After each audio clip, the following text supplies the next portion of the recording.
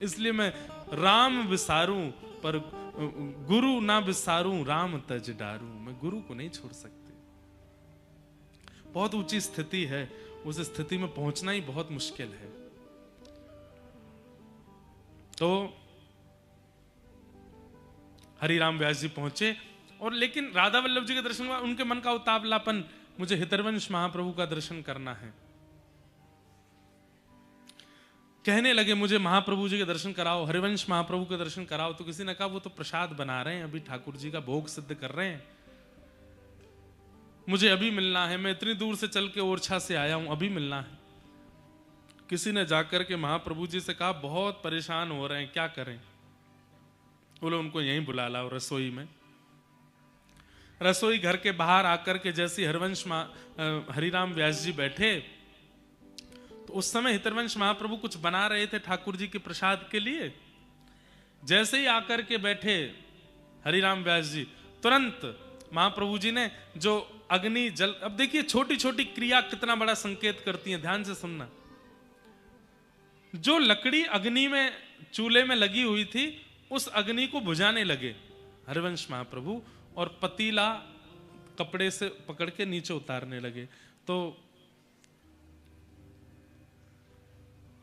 हरिराम व्यास जी बोले आपने चूल्हा क्यों बुझा दिया और ये पतीला आपने नीचे क्यों रख दिया?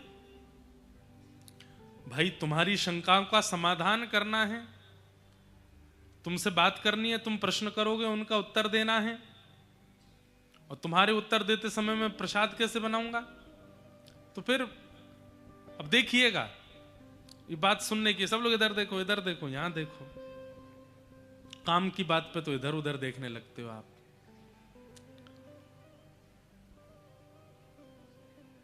हरिराम व्यास जी बोले आपने पतीला क्यों उतार दिया? तो बोले आपके प्रश्नों का उत्तर देना, इसलिए एक समय पर दो काम कैसे हो? बोले तो मेरे प्रश्नों का उत्तर देना मुख का काम है और भोग बनाना हाथ का काम है। आप हाथ से भोग बनाते रहिए और मेरे प्रश्नों का उत्तर देते रहिए।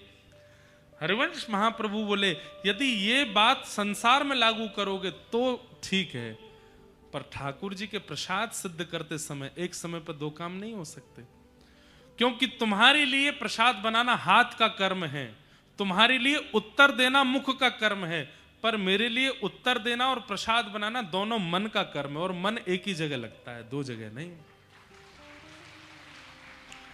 मैं हाथ से प्रसाद नहीं बनाता, मैं मन से प्रसाद बनाता। मैं तुम्हारा उत्तर मुख से नहीं दूंगा, मन से दूंगा, तभी समाधान होगा।